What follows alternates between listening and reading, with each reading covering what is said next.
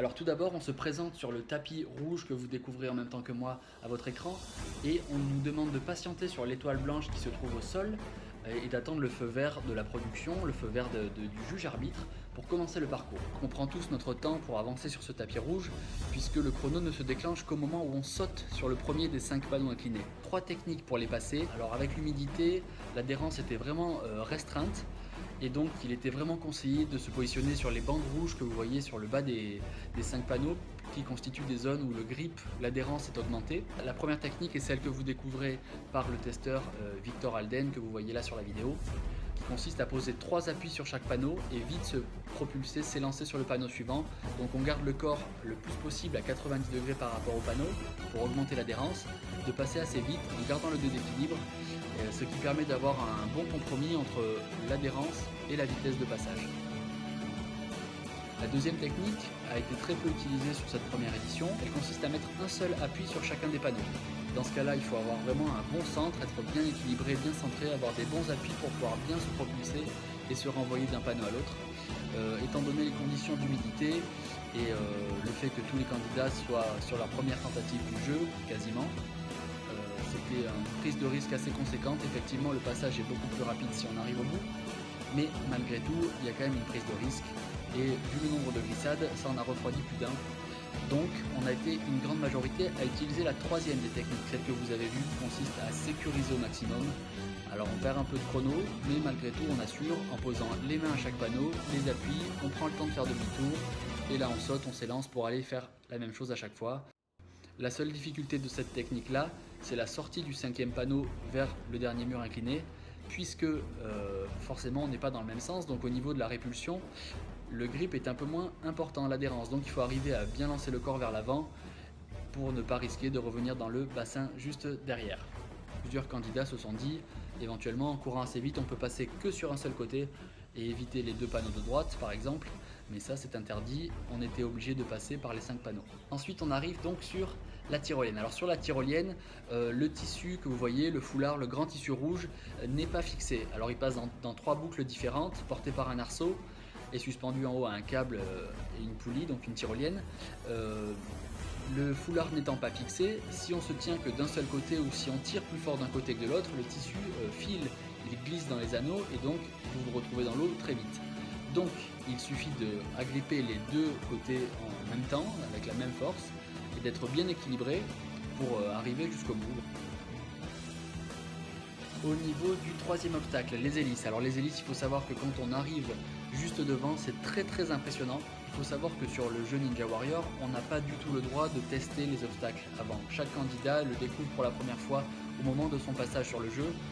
Donc on ne connaît pas le grip, on ne connaît pas la vitesse de rotation, on découvre s'il y a de l'humidité ou pas. En l'occurrence pour nous il y en avait puisque ça a été tourné au mois d'avril à Cannes, sur le port de Cannes, en extérieur, et donc la rosée de la nuit a fait en sorte que les tapis étaient imbibés d'eau et donc très glissants. Au niveau des hélices, quand on arrive, la règle du jeu fait qu'il est forcément positionné à la verticale, donc on choisit de passer soit à droite, soit à gauche, mais il ne se trouvera jamais en croix. Et la logique fait que si on met les pieds près du centre, ça tournera forcément moins vite que si on met les pieds sur les bordures extérieures des hélices. Et espérer se jeter suffisamment vite sur la plateforme suivante pour ne pas se faire embarquer par l'hélice qui vous arrive dessus. Ensuite, nous arrivons sur le grand saut. Alors le grand saut, la course d'élan est très limitée, mais malgré tout, si on prend une bonne impulsion bien centrée sur le trampoline, l'anneau, le cerceau qui est suspendu, le cerceau rouge n'est pas si loin que ça. La plus grosse des contraintes finalement, c'était l'humidité, le grill étant parfois glissant, le grill du trampoline, la surface sur laquelle on saute. Et donc malheureusement, vous l'avez vu, plusieurs candidats et candidates ont eu les pieds qui glissaient, ce qui a fait des chutes assez spectaculaires.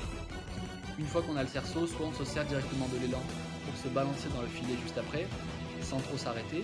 On profite donc de la dynamique pour s'en sortir. Soit on prend le temps de se sécuriser, de s'arrêter vraiment sur le cerceau, et dans ce cas-là, il va falloir se rebalancer un petit peu à la force des jambes, à trouver une dynamique, pour ensuite pouvoir l'avoir à portée de main.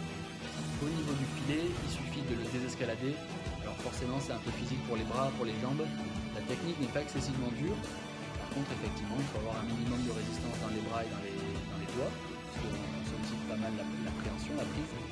Et au niveau de la technique, en fait, on conseille généralement aux candidats de passer sur les bords extérieurs du filet, parce qu'au centre, le ventre du filet étant un peu plus important, on passe plus près de l'eau.